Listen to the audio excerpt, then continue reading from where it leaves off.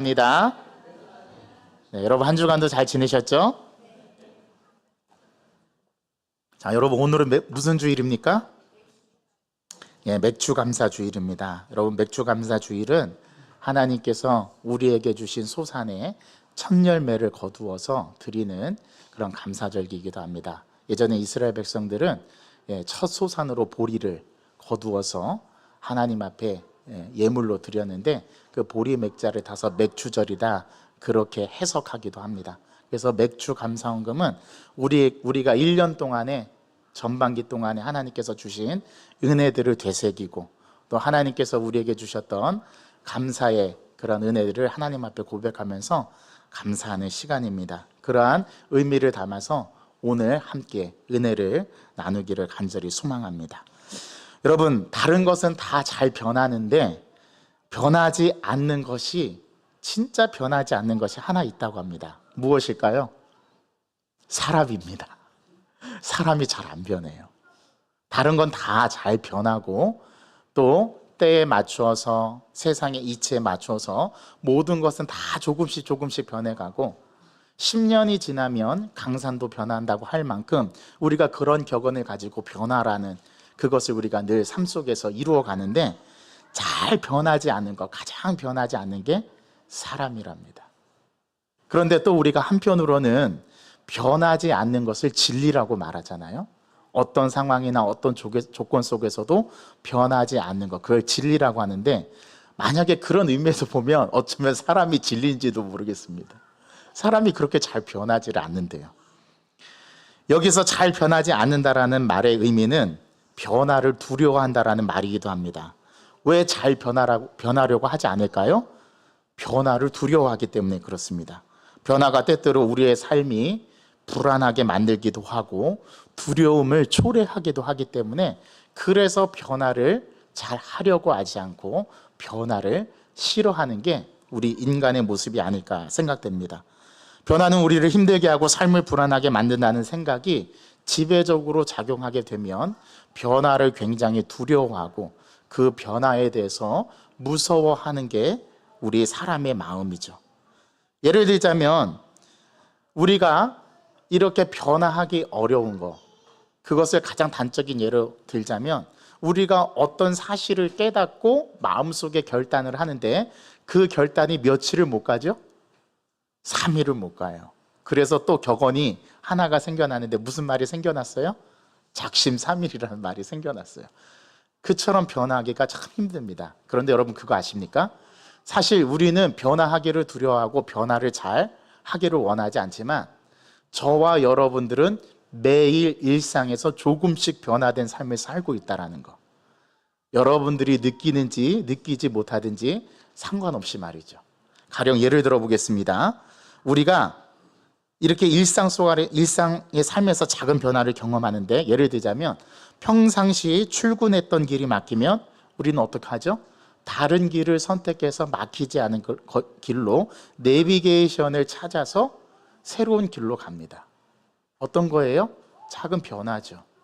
변화를 두려워한다라면, 변화를 싫어한다라면 아마 길이 막혀도 그 길을 고집할 겁니다. 그런데 시간에 쫓기고 우리가 정해진 시간에 그 일들을 해내기 위해서 우리는 새로운 길을 모색하게 되죠. 또 평상시 하지 않던 생각과 행동을 하면서 그러한 생각과 행동을 자기가 실행에 옮길 때 그 모습을 보고 자기 자신도 흠칫 놀라는 그러한 작은 변화를 우린 또 경험하기도 합니다. 또 눈물이 전혀 없는 사람인데 갑자기 자신의 자녀들이 부모에게 한마디 탁 던진 말에 감동이 돼서 눈물을 흘릴 때도 있지 않습니까? 전혀 눈물이 없는 사람이 또 눈물을 흘리는 변화를 경험하기도 합니다. 여러분, 이처럼 저와 여러분은 사실 일상 속에서 사소하지만 계속해서 변화해 가고 있습니다. 여러분 느끼시나요? 이걸 느끼면 굉장히 삶에서 중요한 통찰력을 얻지만 그렇지 않은 사람들이 대부분입니다. 그래서 변화를 두려워하고 변화를 싫어합니다. 그런데 아이러니하게도 우리는 소소한 일상에서 작은 변화들을 만들어가고 이루어내고 있다는 사실입니다. 여러분 이뿐입니까? 우리가 살아가는 세상도 변합니다. 10년이면 강산이 변한다. 아까 말씀을 드렸는데 이 격언은 바뀌어야 됩니다. 이제 새로운 용어로 바뀌어야 돼요. 6개월이 지나면 강산이 변합니다. 아십니까? 산을 깎아내고 도로를 만들고 건물을 짓고 6개월이면 충분해요. 이제 지형도가 달라집니다. 진해도 많이 발전을 해서 아마 30년 이전에 여러분들이 떠올렸던 진해의 모습과 지금의 진해의 모습은 많은 부분 차이가 있을 거예요. 없었던 건물도 생겨나고 없었던 도로도 만들어졌어요. 그렇죠? 우회도로가 지금 벌써 2개나 나가지고 터널을 뚫고 석봉 터널이 뚫리니까 또 그쪽으로 사람들이 많이 왕래를 하는데 이렇게 6개월이면 이제 강산도 변합니다. 이제 10년이면 강산이 변한다. 그 말은 바뀌어졌어요. 계속해서 우리는 변해가고 있어요. 산이 깎이고 건물이 들어서고 대규모 아파트 단지가 새로워지고 세상은 하루가 다르게 변화합니다. 산에 보이는 물리적인 현상만 변합니까? 그렇지 않습니다. 우리와 관계된 모든 것들이 빠르게 변화합니다. 제가 어젯밤이 아니라 어제 컴퓨터를 하다가 그런 기사를 검색했어요. 2025년부터는 윈도우 10의 업그레이드 지원이 종료된답니다. 그래서 이제 윈도우 10은 지원하지 않으니까 전부 다 윈도우 11으로 갈아타라고 마이크로소프트사에서 공식적으로 발표를 했어요. 이제 여러분 내년이면 윈도우 10에 대한 업그레이드가 중단됩니다. 이제 여러분들도 컴퓨터를 다 바꿔야 되는 시기가 온 거예요. 이제 윈도우 11으로 다 업그레이드를 하셔야 돼요. 여러분 우리가 계속해서 세상은 빠르게 변화하고 변화를 이루어 갑니다. 그런데 여기에 인간만이 변화하지 않으려고 하고 인간만이 변화를 쫓아가지 못하고 있어요. 제가 가진 핸드폰 갤럭시 가지고 있는 핸드폰도 사실 제가 사용하는 기능을 30%도 사용하지 못합니다. 그 핸드폰 안에는 어마어마한 기능들이 있는데 제가 그 핸드폰의 기능을 다 사용하지도 못할 뿐만 아니라 제가 많이 사용한다고 해도 30% 정도밖에 사용을 하지 못하더라고요. 엄청난 기능들이 있어요. 여러분 그거 아십니까? 여러분들이 가지고 있는 핸드폰으로 사진을 합성할 수도 있고요. 편집을 할 수도 있고요. 여러분들이 이제 타이핑을 해서 하지 않아도 됩니다. 여러분들이 말을 하면 그것이 바로 텍스트로 변환되는 프로그램도 있어요. 우리가 단지 그 변화에 맞추어서 우리가 잘 활용하지 못할 뿐입니다. 여러분 어떻습니까? 여러분들이 살아가는 삶의 다양한 관계 속에서 엄청난 변화를 해가고 있는데 저와 여러분들만은 변하지 않는다는 사실이에요. 왜 그럴까요? 오늘 본문 말씀이 이러한 변화에 대해서 우리에게 말을 해줍니다. 오늘 말씀을 들여다보면 지난주 말씀에 이어서 또 이튿날이라는 말로 시작을 하는데 오늘 세례 요한의 2 제자가 등장을 해요. 그런데 세례 요한의 제자가 세례 요한이 하는 말을 듣습니다. 어떤 말을 듣느냐면 보라 하나님의 어린 양이로다. 오늘 본문에는 그렇게 나오는데요. 지난주 본문에는 세례 요한이 뭐라고 얘기했냐면 보라 세상 죄를 지고 가는 하나님의 어린 양이로다. 그렇게 말씀을 했단 말이죠. 그런데 오늘 본문에서는 앞에 세상 죄를 지고 가는 이라는 문구가 삭제가 되고 하나님의 어린 양이로다 이렇게 말을 하는데 자 말하는 대상이 바뀌었습니다. 오늘 본문에서는 누구에게 말을 하고 있죠? 2 제자에게. 제자들 중 특별히 자기와 함께 있는 2 제자에게 말을 합니다. 지난주 본문에서는 세례 요한이 보라 세상 죄를 지고 가는 하나님의 어린 양이로다라를 누구에게 말했습니까? 모든 사람들에게 듣도록 선포를 했어요. 그런데 오늘은 2 사람에게만 이야기를 합니다. 자, 그 이야기를 듣고 세례 요한의 제자 2명이 누구를 따릅니까? 예수님을 따라요. 여러분 별로 충격적이지 않으신가 보네요. 제가 좀 다르게 표현해 볼게요. 세례 요한이 스승을 갈아치운 거예요. 이렇게 표현하면 좀 와 닿으십니까? 평상시에 스승으로 모시고 멘토 역할을 했던 세례 요한을 제쳐버리고 그들이 새로운 스승을 찾아서 그 스승을 쫓아갑니다. 그게 누구였습니까? 예수님이에요. 자, 그럼 물어볼게요. 세례 요한의 제자들이 왜 그랬을까요? 여러분, 세례 요한이 어떤 사람입니까? 제사장의 아들입니다. 그의 어머니는 엘리사벳이고 예수님보다 6개월 먼저 앞서 이 땅에 태어난 선지자 중에 선지자였고, 구약의 엘리야라고 생각할 만큼 사람들이 세례 요한을 주목했고, 세례 요한은 광야에서 복음을 전했으며 사람에게 세례를 베풀었던 인물이 세례 요한이었습니다. 훌륭한 인물이었어요. 또 훌륭한 스승이었어요.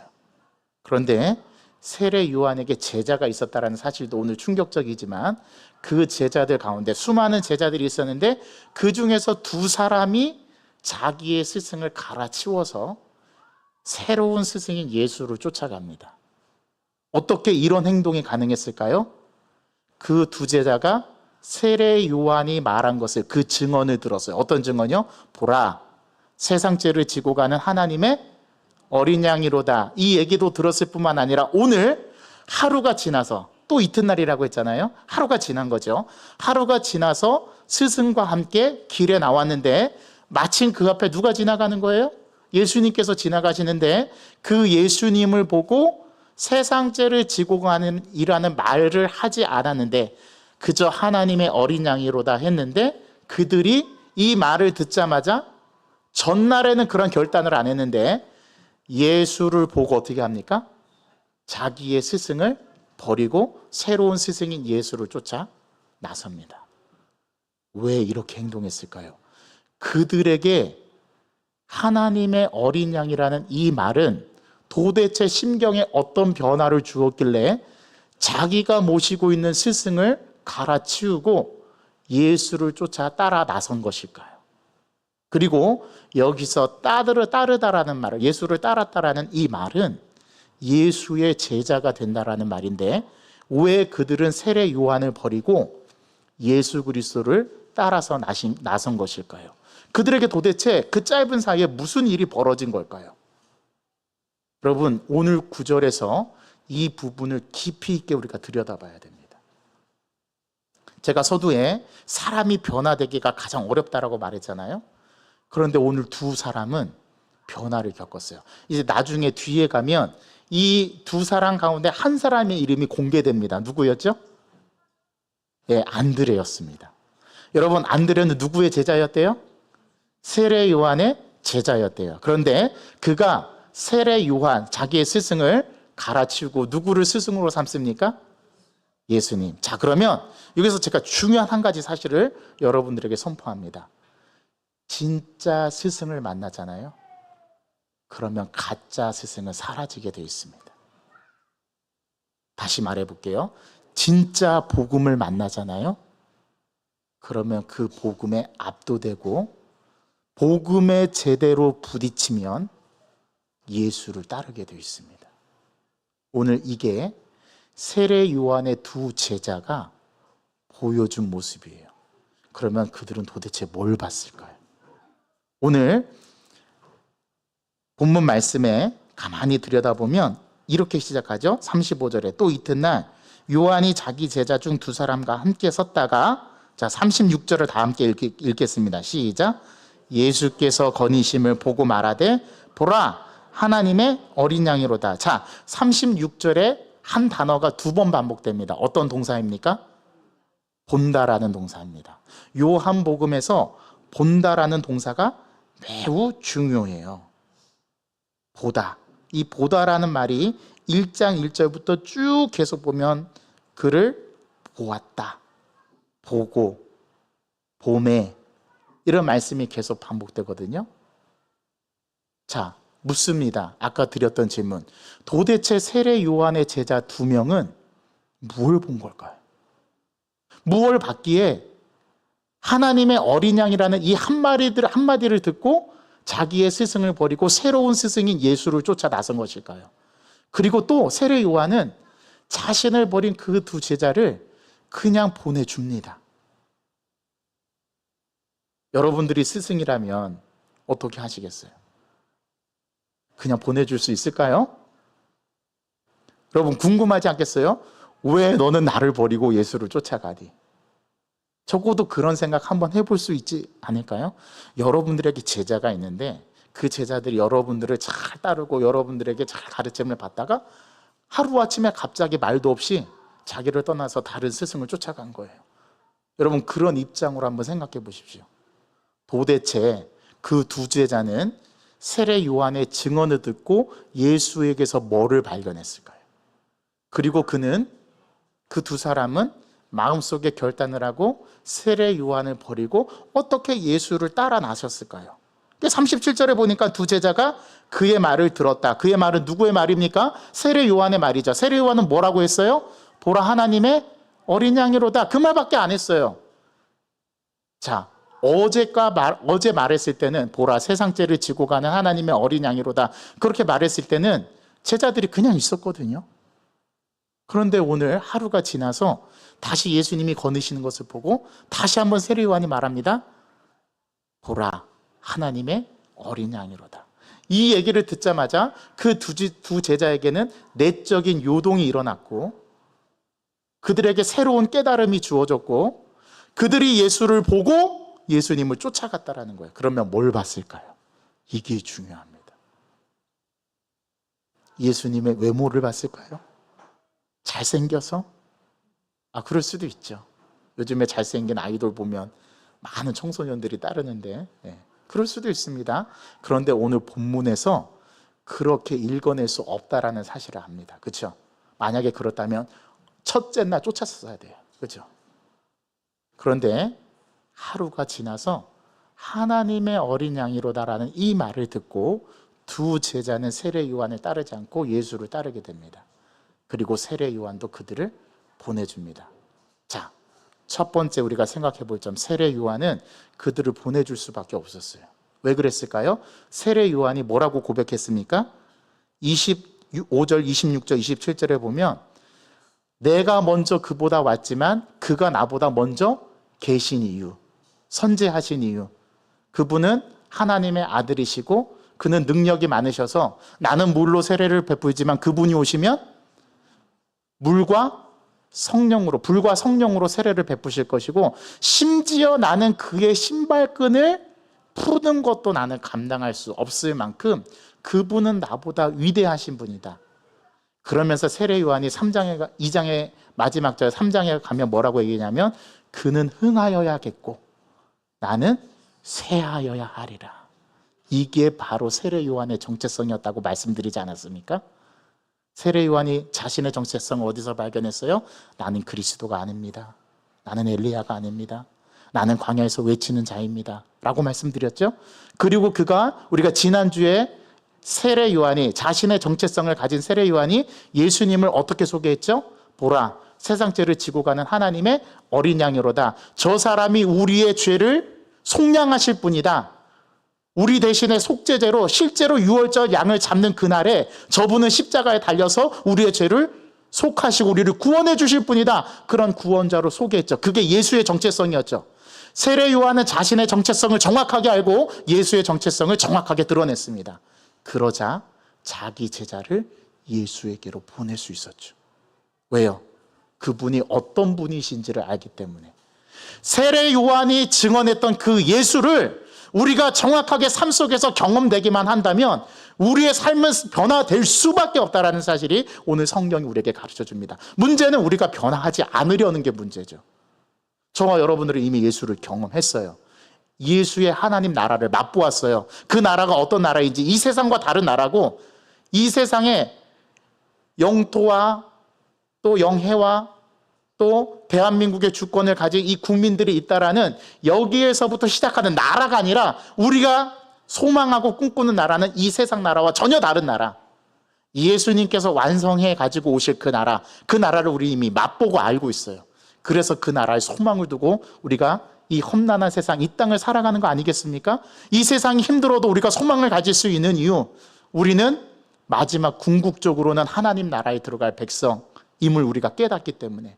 누구를 통해서요? 예수 그리스도를 통해서. 그래서 우리가 복음을 맛보았고 복음을 경험했고 예수가 누구신지를 알고 우리가 그분을 믿으며 그분이 하나님의 아들이고 나의 구원자가 되신다는 사실을 알기 때문에 우리의 존재 이유가 이 자리에 있는 거 아닙니까? 함께 모여서 예배하고 예수 그리스도를 믿는 사람들이 하나가 되어서 진정으로 하나님을 높이며 우리가 예배하고 마지막에 궁극적으로 오실 그 예수를 기다리는 것. 그것이 우리 신앙의 목적, 우리 신앙의 이유가 아니겠어요? 이걸 세례 요한은 봤던 거예요. 그리고 그의 제자도 봤던 것이죠. 그때 두 제자는 깨달았습니다. 세례 요한 가운데 수많은 제자들이 있었는데 그 중에 두 제자는 봤어요. 뭘 봤어요? 예수를 통해서 하나님 나라를 봤어요. 예수를 통해서 내가 변화될 수 있다는 가능성을 봤어요. 예수를 통해서 진정으로 저분을 내 주인으로 모시면 내 인생의 모든 것이 저분에게 달려있구나라는 것을 그들은 깨달았던 거예요. 그래서 참 진리를 쫓아 누구를 따르게 된 거예요? 예수를. 여러분, 세례 요한이 별 볼 일 없어서 가짜여서가 아닙니다. 세례 요한도 훌륭한 스승이었고 세례 요한이 그 제자들을 그만큼 예수께로 인도하는 중간의 역할을 했던 게 세례 요한의 사명이었던 거예요. 그는 예수를 증언했던 자죠. 그 증언을 참되게 인식하고 반응한 제자가 수많은 세례 요한의 제자 가운데 몇 명이었다고요? 2명. 그 사람 중에 한 사람의 이름이 누구라고요? 안드레. 그 두 사람 중에 한 명의 이름이 저와 여러분들의 이름이 되기를 원합니다.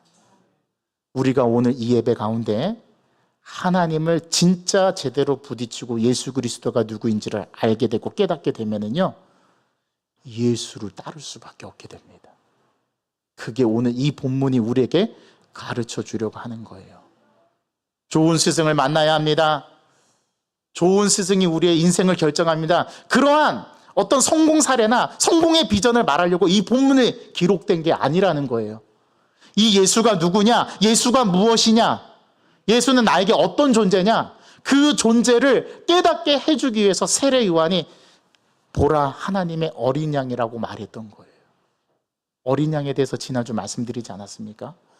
예수님께서 자신의 정체성, 자신이 누구인가를 세례 요한의 증언을 통해서 드러내고 예수는 장차 하나님의 위대한 사명, 십자가의 죽음을 통해서 죄로 멸망당할 수밖에 없고 죄를 해결할 수 없는 우리 인간을 위해서 자기의 목숨을 희생시켜서 그 목숨값으로 우리에게 생명을 주신, 그래서 요한복음 기록 목적이 20장 31절에 뭐라고 얘기했어요? 예수 그리스도가 하나님의 아들인 것을 어떻게 하기 위해서? 믿게 하기 위해서. 그리고 그분을 통해서 우리가 뭐를 얻는다라는 것을 깨닫게 하기 위해서 영원한 생명, 영생을 얻는다라는 사실을 깨닫게 하기 위해서 요한복음을 기록했다라고 말하지 않았습니까? 여러분, 진짜 우리는 변화를 경험하고 있는 거 맞습니까? 어떤 변화를 경험해야 될까요? 예수 그리스도를 진짜 날마다 만나야 합니다. 여러분, 제가 이런 말씀을 감히 여러분들에게 말씀드립니다. 예수를 진짜 만나야 우리의 모든 삶의 갈증과 결핍과 모든 문제가 해결됩니다. 목사님, 저는 예수님을 만나는데요. 자, 그러면 물어볼게요. 어떻게 해요? 어떻게 만나고 계십니까? 여러분들은 예수님의 음성을 어떻게 듣죠? 그분께서 여러분들에게 원하는 바가 무엇인가요? 하나님께서 여러분들을 향하신 계획이 뭔가요? 나를 향하신 하나님의 계획이 뭔가요? 하나님을 진짜로 만나는 사람은 바뀌게 되어 있어요. 변화될 수밖에 없어요. 왜요? 예수 그리스도를 만난 사람은 변화될 수밖에 없다라는 것이 성경의 가르침이기 때문에 그렇습니다. 하나님을 만난 사람들은 다 이렇게 변화됐어요. 변화를 추구했어요. 단적인 예를 들어볼까요? 여러분, 베드로, 오늘 등장하는 베드로, 안드레가 자기 형제에 가서 봐라, 나는 메시아를 만났다, 와서 봐라, 그렇게 자기 형제 베드로를 전도하는데요, 오늘 그 베드로가 예수님께 나옵니다. 그때 예수님께서 베드로를 보고 뭐라고 얘기했죠? 너를 장차 뭐라고 부르리라? 개바라 부리라. 예수님이 알고 계세요, 베드로를. 이미 한 번도 만난 적이 없는 그 베드로를 예수님께서 너를 장차 베드로로 부르지 않고 개바라리라. 개바라는 뜻은 아람어죠. 개바라는 뜻은 반석이라는 뜻입니다. 베드로는 헬라어예요. 페트로스라는 뜻이에요. 역시 반석이라는 뜻입니다. 장차 너를 개바라리라. 그런데 그 베드로가 어땠습니까? 예수님을 따라다니면서 예수의 제자가 되어서 예수가 행하신 이적을 보고 물 위로 걸어가는 사건뿐만 아니라 예수님께서 크고 아주 놀라운 기적을 이룰 때 꼭 세 제자를 데리고 다녔는데 그 중에 수제자로 여기는 베드로를 꼭꼭 끼고 다니셨는데 그 베드로는 모든 예수님의 행적과 모든 기적을 다 봤죠. 요한복음에 의하면 표적까지 다 봤어요. 그랬던 베드로가 예수님이 십자가의 길을 걸어간다고 하니까 아이고 안 됩니다 주님. 주님은 그 길을 가시면 안 됩니다라고 주님 앞에 막아섰을 때 사탄아 내 뒤로 물러가라. 예수님께서 그렇게 말씀하셨던 인물이 베드로입니다. 그리고 그는 마침내 예수님을 3번이나 부인하게 되죠. 여러분 그런 베드로가 주님과 함께 붙어 있었고 함께 예수님과 3년 동안 동고동락했던 베드로가 진짜 예수님을 알았나요? 그때까지 몰랐어요. 기적을 보고 경험했지만 맛보았지만 예수님을 진짜 자기의 인생의 변화를 가져올 만큼 예수님을 만나지 못했습니다. 그런데 그가 언제 만났습니까? 부활하신 예수님을 만났을 때 디베라 호숫가에서 베드로를 만나서 베드로에게 질문하시죠. 베드로야, 네가 여기 있는 사람들보다 나를 더 사랑하느냐? 그때 베드로가 내가 주를 사랑하시는 줄을 주께서 아시나이다. 그런데 또 다시 예수님이 베드로에게 말씀하시면서 내 양을 먹이라. 그래놓고 또 묻습니다. 네가 이 모든 사람들 중에 진짜 나를 더 사랑하느냐? 자, 이번에는 나를 더 사랑하느냐? 그때 베드로가 내가 주를 사랑하시는 줄을 주께서 아시나이다. 그랬더니 내 양을 치라. 그리고 예수님께서 또 한 번 물으시죠. 요한의 아들 시몬아, 네가 정말 이 모든 사람들 가운데 나를 더 사랑하냐? 그랬더니 베드로가 마음이 어때졌어요? 초조해지고 불안해하면서 예수님께 말합니다. 주께서 아시나이다.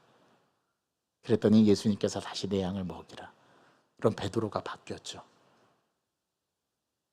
자, 또 바뀐 사건이 어디냐면 사도행전 2장에 가면 베드로가 모든 사람들에게 나서서 예수 그리스도의 십자가 사건과 부활을 모든 사람에게 선포합니다. 그랬더니 이 베드로를 잡아다가 옥에 가두고 매질을 하면서 너 한 번만 더 예수를 살아계신 부활하신 주님이라고 너 전하면 가만히 안 둘 거야. 대제사장들과 사내들인 공의의 종교 지도자들이 베드로에게 매질을 하면서 그렇게 위협하고 겁박하고 협박하니까 베드로가 그 얘기를 듣고 그들에게 담대하게 말하는데 뭐라고 얘기하냐면 야, 내가 너희들의 말을 듣는 것이 옳은지 하나님의 말을 듣는 것이 옳은지 네가 판단하라. 나는 예수 그리스도의 복음과 부활과 십자가 사건에 난 전하는 것을 포기할 수 없노라. 아니 3번이나 부인했던 베드로가 어떻게 이런 용감한 베드로로 변했죠? 베드로가 약을 먹었나요? 베드로가 봤어요. 뭘 봤어요? 부활하신 예수 그리스도를 경험하고 그분이 가지고 온 하나님의 나라, 예수님께서 제자들과 함께 3년 동안 동고동락하면서 말씀하셨던 그 하나님의 나라를 베드로가 경험하고 진짜 예수님을 만나고 나니까 자기의 목숨을 위협하고 협박하는 그들의 협박에 당당하게 말할 수 있는 진짜 예수의 제자로 거듭납니다. 이게 오늘 세례 요한을 버리고 따랐던 안드레와 나머지 무명의 한 제자, 이름이 소개되지 않는데 요한복음을 끝까지 읽고 나면 이 무명의 저자가 요한복음의 저자라는 것을 우리는 깨닫게 되고요, 사도 요한이라는 걸 알게 되죠. 이 두 사람이 그걸 봤던 거예요. 그래서 세례 요한에게는 미안하지만 세례자 요한을 버리고 진짜 자신들의 스승인 예수를 따라 나섭니다. 예수를 따르는 사람들은 어떤 사람들입니까? 변화를 경험한 자. 안드레처럼, 베드로처럼. 예수를 따르는 사람들은 어떤 사람들입니까? 예수를 따른다는 것은 예수와 같은 목표, 예수와 같은 삶을 산다라는 그 결단을 가진 사람. 진짜 예수님을 경험한 사람, 그 사람이 예수를 따를 수 있습니다. 오늘 본문은 이걸 우리들에게 전해주고 싶었던 거예요. 누가요? 요한이. 또 재미있는 사실이 하나 있습니다. 오늘 또 이튿날이라고 시작을 하죠. 요한복음 1장, 우리 29절을 한번 보세요. 1장 29절에 보면 이튿날 있잖아요. 하루가 지난 거예요. 요한이 예수께서 자기에게 나오심을 보고 이르되 보라 세상 죄를 지고 가는 하나님의 어린 양이로다 말했죠. 또 하루가 지났습니다. 35절 또 이튿날. 그럼 며칠이 되는 거예요? 오늘이 몇째 날인 거예요? 3일째 되는 날이죠. 자, 그 다음에 43절 보십시오. 또 이튿날이라는 단어가 나오네요. 그렇죠? 그럼 며칠이 지난 겁니까?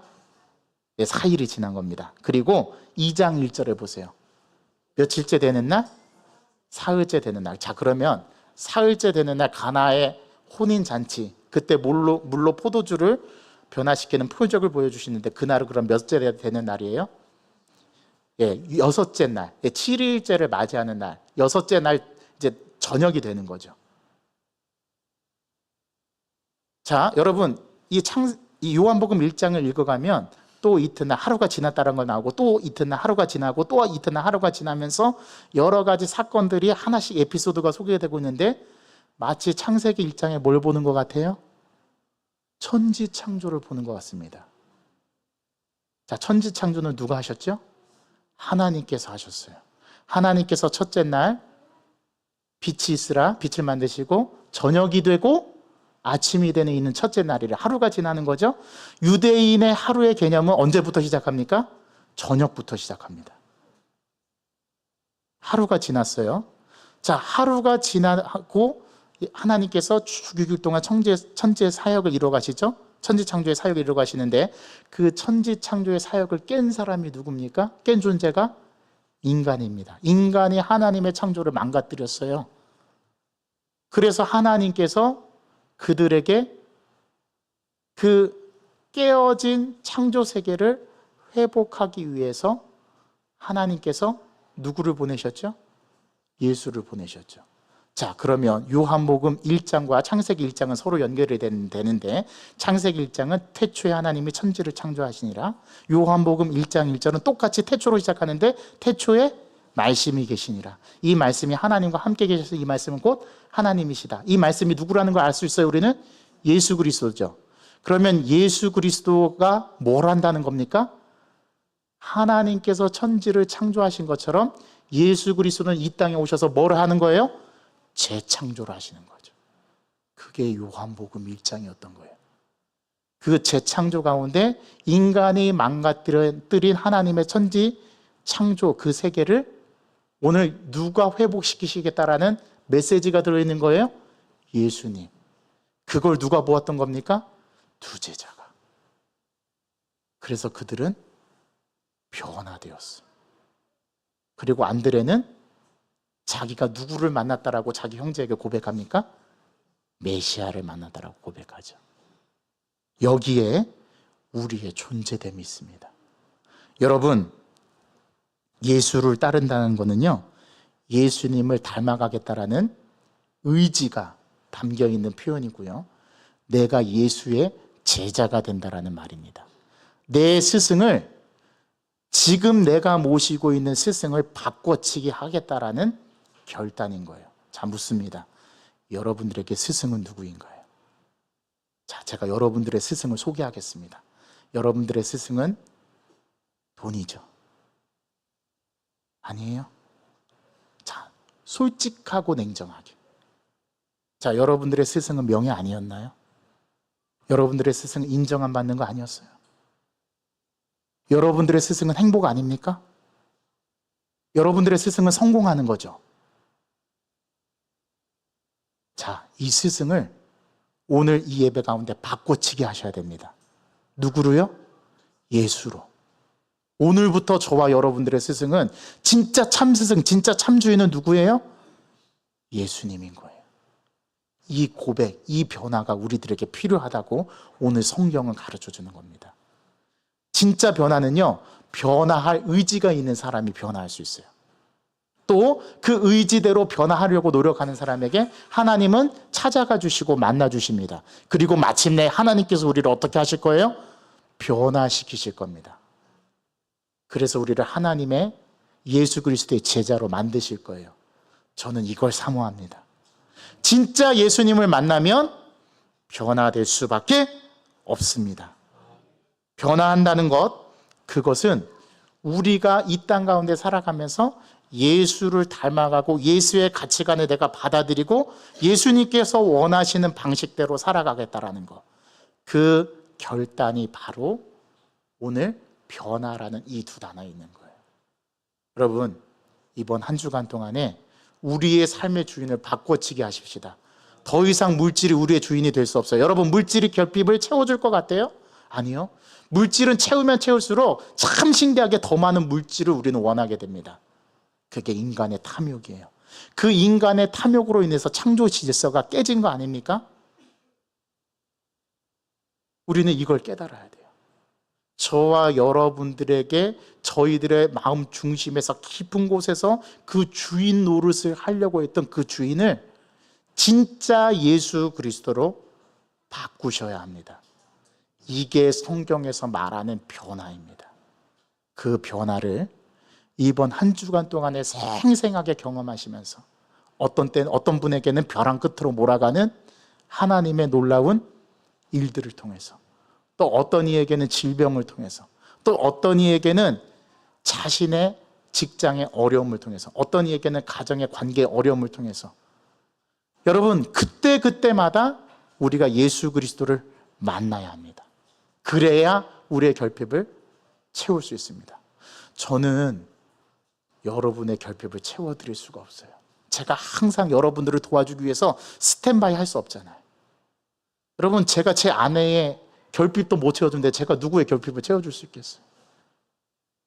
주님만이, 예수님만이 나의 결핍을 채워주시고 나를 만나주실 때 우리의 인생의 모든 문제가 그분 앞에서 해결될 줄 믿습니다. 저는 이걸 믿습니다.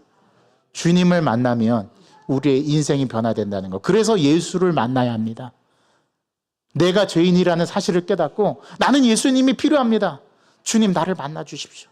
내 삶 가운데 나를 주님께서 만나 주십시오. 이 고백이 저와 여러분들의 고백이 되기를 간절히 소망합니다. 하나님, 우리는 연약합니다. 그래서 우리에게는 주님이 필요합니다. 하나님, 나는 죄인입니다. 나를 의롭게 여겨주시는 분은 하나님이시지만 저는 의로울 자격이 없는 사람입니다. 그런데 주님께서는 나를 의롭다 하십니다. 왜냐하면 예수 그리스도의 보혈의 피가 내 죄를 덮었기 때문입니다. 오늘 세례 요한의 제자 두 사람은 보라, 하나님의 어린 양이로다, 자신의 스승의 말을 듣고 그 스승을 버리고 새로운 스승을 쫓아서 그들의 인생 가운데 예수 그리스도를 주인으로 모시고 그들은 변화된 삶을 살아갔습니다. 하나님, 저에게 있어서 진정 주인은 누구입니까? 지금까지 나에게 주인은 돈이었고, 지금까지 나에게 주인은 명예였고, 지금까지 나에게 주인은 성공이었고, 지금까지 나에게 주인은 승진이었고, 지금까지 나에게 주인은 번영과 행복이었는데, 오늘 말씀을 놓고 보니 이것이 다 부질없던 주인이었음을 깨닫게 됩니다. 예수님만이 진정으로 나의 주인이 될 수 있다는 것, 이 고백이 오늘 이 예배 가운데 특별히 맥주 감사주의를 드리면서 이번 한 주간을 살아가기를 다짐하는 우리에게 진정한 주인의 교체가 이루어질 수 있도록 저희들을 긍휼히 여겨주시고 불쌍히 여겨주옵소서. 이 시간 주님의 음성을 듣고 결단하고 반응하길 원하오니 우리를 주의 성령께서 사로잡아 주옵소서. 예수 그리스도의 이름으로 감사하며 기도하옵나이다. 아멘. 우리 다 같이 자리에서 일어나셔서